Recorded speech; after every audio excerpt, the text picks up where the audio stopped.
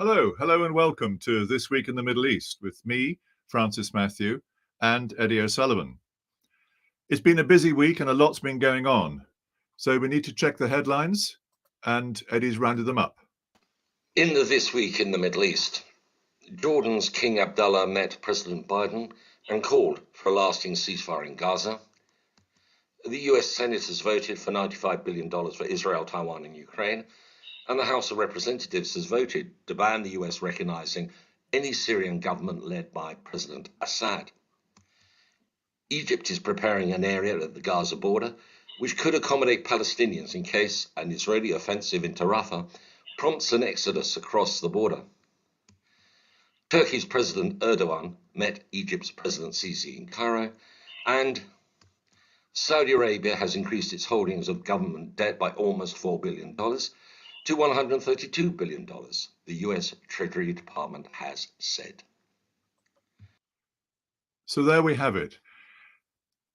King Abdullah of Jordan has been with Biden, and he's the first Middle East leader who's Biden's met since the whole Gaza catastrophe started. So let's find Eddie. Eddie, how are you doing? Very well, Francis. Lovely day here in London. The sun is shining, the spring's in the air. Very good, very good. Here from Dartmoor, it's incredibly damp. Let's start with this meeting which King Abdullah had with Biden in the White House. The first Arab leader to go there, the first one to talk. But I thought it was, their press conference was a mismatch of two completely different visions. Abdullah said bluntly he wants a ceasefire, an end to the fighting. And he gave some very strong words on what might happen if anybody goes into Rafah, Israeli troops go in there. He said, we can't bear an attack on Rafah. This war must end. And he's speaking from a country which has got 2 million Palestinian refugees himself. He says bluntly, talking about both sides, he says, all attacks on women and children, including Hamas on the Israelis and the Israelis on the Palestinians, are unacceptable to Muslims. And he wants a complete ceasefire. But Biden is still talking of a 6-week ceasefire. So I couldn't see much congruence there. What do you think? Yes, Jordan is one of the two countries with a peace treaty with Israel, and it's a weak, poor country, low levels of economic activity. So it's not a strong country. But I thought what happened, looking at that press conference, I thought that King of Jordan, King Abdullah, was actually saying what Biden wanted to say. It looked like Biden couldn't say it because he would get attacked. But they got King Abdullah to say it. And it was quite clear on the press conference. Biden was standing right behind King Abdullah as he read all the denunciations, all the criticism, all the things that Biden has not said. So I thought that's what it was about. It was a way, and as close as Biden's got so far, to actually set out an alternative vision. And he was using King Abdullah to make that statement. And I don't want to bore people with this one, and it's just a further sign of American weakness. But I can't see Biden actually doing anything about it.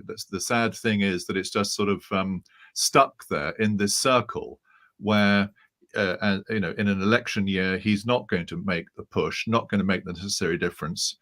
And sadly, even as he talks, the US Senate has been playing around, I say deliberately playing, passing this foreign aid bill, but it's not going to get anywhere.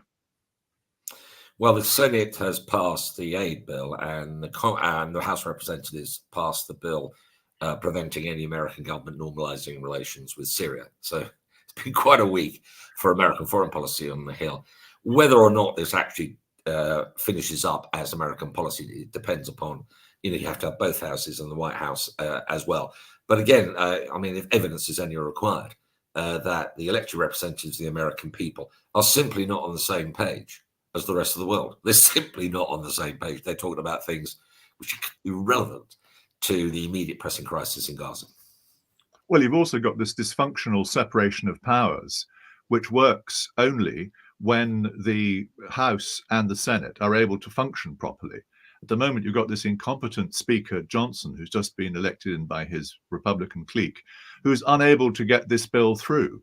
So because the Americans are so hooked into Israel, they may pass that bit, but there's a much larger bit headed for Ukraine, which is tied into it. And so it looks as though the whole thing may fall, and then, but as a single bill. Election year, it's posturing. Yes. Does it add up to anything? It doesn't seem to at this point. I wouldn't knock the Speaker, Johnson. I think he's very capable, highly intelligent, very competent. And I think he compares reasonably favourably to the previous incumbent in that job. But anyway, that's where we are. So we're stuck in this terrible cycle of week after week, things not improving. But you mentioned also that the House passed this bill saying it's banning recognition of Bashar al-Assad. This one's a tricky one because it's necessary for countries to have a de facto recognition of the power in the land. I mean, you by law, you can do that. There's a difference between de facto and de jure. But it's necessary for America to understand that Bashar al-Assad runs his part of Syria. Well, it's a response to what happened last May when the Arab League readmitted Syria back in as a member. And that was clearly evidence that the Arab world was preparing to normalize its relationships with President Assad. And it's after that this resolution banning any recognition of the government headed by Assad was submitted in the House. And so now they voted on it. So it's doing nothing, and doing nothing to help people of Syria and terrible humanitarian economic conditions there. And so, and in the end, we got a general election coming up in America anyway in November. So we're going to have possibly a very good chance of a completely different set of people in the White House. Can't expect anything sensible coming out of Washington for a while. No, but I mean, in terms of Syria, you know, the Assad regime did do those terrible things. It did gas its people. It did bomb Aleppo to hell and many other parts of that country. And so the memory of that lives on in Washington, whereas the Arab world is moving ahead, dealing with the reality. Yes, exactly. And there you are. A great gap in perception, Francis. It's very frustrating, but here we are. And one could say almost the same thing applies to the Houthi, who are in effectively a government. And if you treat them as a belligerent, if you're ready to deal with the treaty, you are recognizing them as a force to be dealt with. Well, absolutely. The same story. I mean, it's difficult to actually get your head around about how dysfunctional the whole situation is. The Middle East as a whole is, I mean, there's two extremes between the countries which are embargoed, sanctioned, and in war. And then you've got the rich Gulf countries who've never had so much money and don't really know what to do with it. It is an absolutely, it's offensive to see a situation when part of the world, which should be leading the world with the resources they have, the human resources, the tremendous history and the cultural advantages, and the key countries being crippled to the extent that they are is just, it is incomprehensible. And it surely at some point, things should stop. But I think 2024 is not that year, Francis. No, but I think if we're looking for any kind of big picture renaissance coming out of the main big states of Syria, Egypt, and Syria and Iraq in particular, Egypt is sort of finding its own way through its muddle. I think, like you say, it's not going to happen as a big theme. There is no big political theme as there was for so many years with Arab nationalism, with military secularism, whatever. But I think there is some hope with what the Gulf is trying to do and trying to encourage some kind of more open economic stability, which can then lead forward. Well, the magic formula is a combination of human resources of the wider Arab and Islamic world with the financial resources and the energy resources of Arabia. I mean, that is the magic formula. It's an unbeatable combination. And some people might argue the reason why they haven't combined is because it's not really in anybody else's interest for that to happen. But if you look at Saudi Arabia and the UAE, so I said this is Qatar, and Kuwait plays its own nothing role in international affairs effectively. If you look what they are doing, I think they are ready. These countries are ready to rise to the challenge. They want to, take a leadership role in developing the region. If they're allowed to, that is the problem. They're simply not been allowed to do it by the inevitable American influence. They've just been blocked from doing what they would like to do and prefer to do and would like to have done for years. No, well, I don't know about that. There's a very clear strategic alliance between particularly the UAE, Saudi Arabia, and Egypt. And Saudi Arabia and Egypt have helped. Saudi Arabia and the UAE have helped Egypt come through its chaos and are still supporting it to this day. No, absolutely. There's no question at all that this has happened. But the perspectives that apply in Abu Dhabi, in Riyadh in particular, in Cairo, and then what go in the heads of people in Washington, there's a gap there. And you can see, I mean, the Gulf states were doing things with the Egyptian connections, which was still the Americans were at least initially uncomfortable about doing. And they've got their own priorities. But I think the Gulf states ultimately, in the end, with their financial resources, their energy resources, they're growing, they're increasingly capable administrative and professional class with the corporations as well that go with it. Right. They should provide a kind of leadership role for Arabia in the way that Germany did to an extent, you could argue, in the 60s, 70s and 80s, when Germany was the driving force in the European project. Anyway, but it seems that this year is not the year. France is. This is not the year, but they've been doing a good job since, particularly the chaos of the Arab Spring, the anarchy, and then Daesh in 2014. The Gulf has been helping deliver some leadership on the way back. It's also gone down the road of particularly in the Gaza context, moving on to what's happening there, gone down the road of trying to help get things ready for whatever might come. Now, it looks as though Israel is preparing to go into Rafah in particular, where there's 1 million refugees living in tents. And Egypt, who has long said, ever since this whole thing began, that the Gazans cannot come into Egypt, seems to be preparing a very large tent encampment ready to take these people. So Egypt has also threatened, according to some, said that they will suspend the Camp David Accords. So I think if Israel goes into Rafah and does so with no preparations on those some humanitarian things, there will be a very strange, difficult diplomatic row. Well, I think the thing is the measures that Egypt's taking are only sensible, only rational, quite frankly. Correct. Because you prepare for a disaster doesn't mean you want one. So that is just sensible preparation, because the possibility is that hundreds of thousands of people could just willy-nilly be driven across the border. So they're doing what they're doing doesn't mean they want it to happen. I thought this week the thing that was perhaps the most interesting was the fact that Erdogan and Sisi were met together in Cairo. Now you're talking about Erdogan, president of Turkey and Egypt. Sisi. Now, ideologically, they're on the other ends of the spectrum, because Erdogan presented himself as the leader of the Sunni Muslim Brotherhood movement. Now he sees himself in those terms. He speaks in those terms. Well, Sisi is quite the opposite. He's the military guy and the pure military, the pure secularist. And after all, he did depose the first popularly elected government in Egypt, which was a Muslim Brotherhood, and got rid of that 10 years ago. So the fact they were together, and I got a feeling they were discussing options if the worst does happen, and that the Israelis launch an all-out assault and attempt to drive hundreds of thousands of Palestinians into Gaza. And I think Sisi is probably looking for someone at least who would be sympathetic and could add their voice. So Sisi, I don't think. The last thing that the Egyptian establishment wants to do is tear up that treaty, even though the overwhelming majority of Egyptians would love it to go and never wanted it in the first place. But the Egyptian elite, the military in particular, who depend upon billions and billions of American equipment, they don't want this damaged. So they need an alternative means of expressing their own feelings. And I think working with Turkey is one way of doing it, because Turkey, after all, is a NATO country, technically speaking, part of the Western alliance against for the free world. So I think they're using that.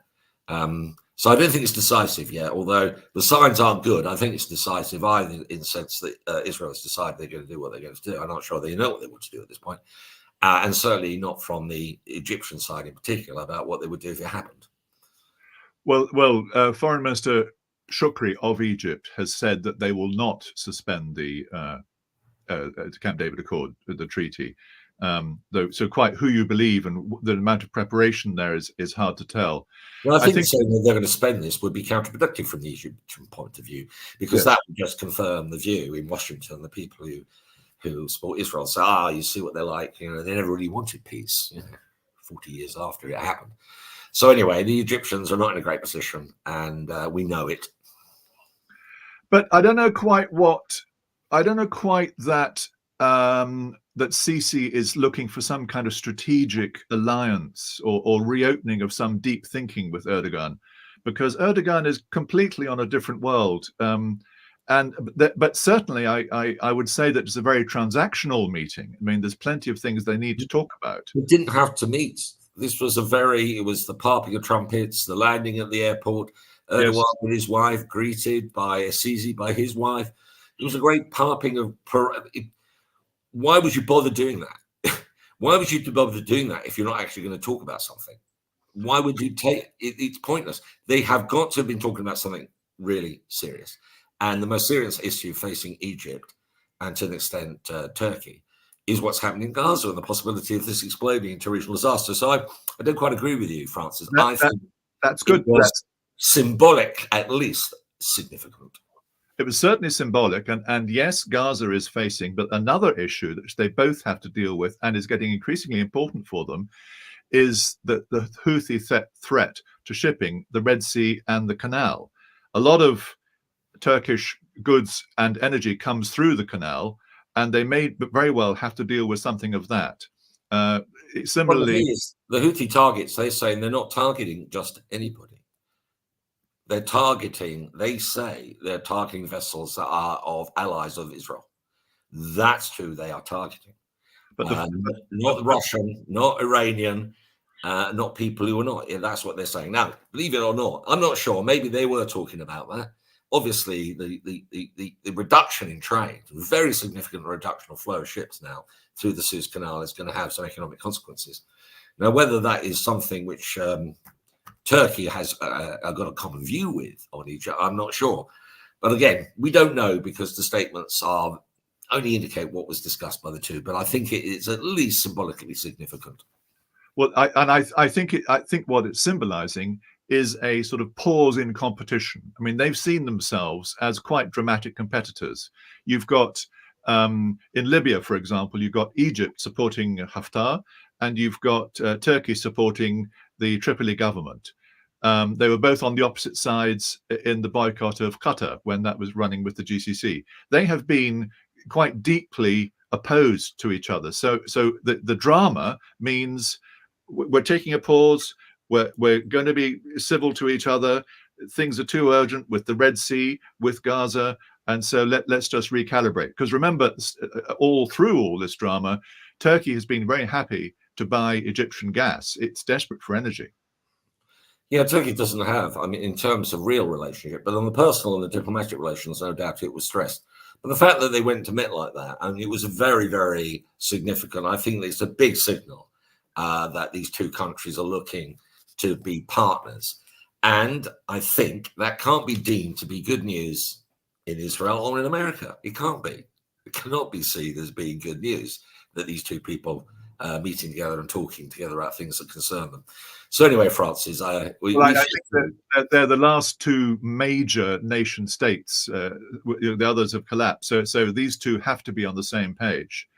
Not necessarily, Francis, but anyway, they go. No, sorry, not on the same page. They need to be able to talk if the Middle East is to have any kind of stability, and with the amount of stuff flying around, with the amount of chaos which is being created by Israel, and the various sort of brush fires we've talked of all over the place, these two, I think, feel that it's time for these two substantial nation states to at least talk. Think about it, almost 200 million people. Remember, Turkey was, for decades, Israel's most reliable Middle East friend. Correct. And then Erdogan came in and twisted it. Changed it completely. And so you've got the most populous country in the Arab world, and then you've got the leading Turkic-speaking country in the world putting together, and they're strategically significant. You can't argue against it. Anyway, there you are. So we've got two other allies hard at work. You've got Saudi Arabia working and expanding its holding of US debt. I mean, how much debt can they take? Well, the Saudi Arabians have got, with a sovereign wealth fund with more than, I mean, it's 250 billion. They've got a very significant proportion of their holdings. The Saudi Arabians, since the oil crisis of the 1970s, it always was the deal that we put the oil price up. Okay, you have to accept that, but we recycle the money by reinvesting it, and they invested it in government, US government treasuries. And so I think the fact that this has been announced, I think the Treasury deliberately announced this to say that underneath it all, with all the talk, Saudi Arabia and America, that deal that goes back to the 1973, 1974 oil price crisis and the petrodollar deal, that deal is still in place. So the basic transaction between Saudi Arabia and America is fundamentally still in place, despite the rhetoric. So there's a few good signs of stability there then. Well, I think, I don't know, is that a good sign of stability? I think it shows that Saudi Arabia is wisely not in any way thinking about burning any of its bridges and keeping all its options open as possible, as long as possible. And the Saudi Arabians know that if something works in Washington, and particularly on the Hill, it's money. It's money that works. The American politics is all about money. As regularly said, it's not about the voters, it's about the donors. So in America, and there's an election coming on, and I think the Saudis are making that point. You know, look at the amount of money we put into your country, and therefore, shouldn't you listen to us a little bit more than you have been? Well, I think we leave it there. We've had an interesting time cantering around a lot of issues, and I think there's a bit of more hope than we said there. There's a bit more hope in some of the signs which we've seen. Well, I don't want to, because I'm a man full of hope, but I think we're still not at the bottom of the cycle. Anyway, Francis, we'll have plenty of time to talk about that in the future. There we are, and thank you very much. So, thank you for listening. Thank you for taking part. If you have any comments, please feel free to send us your thoughts. And for now, Assalamu alaikum wa rahmatullahi wa barakatuh.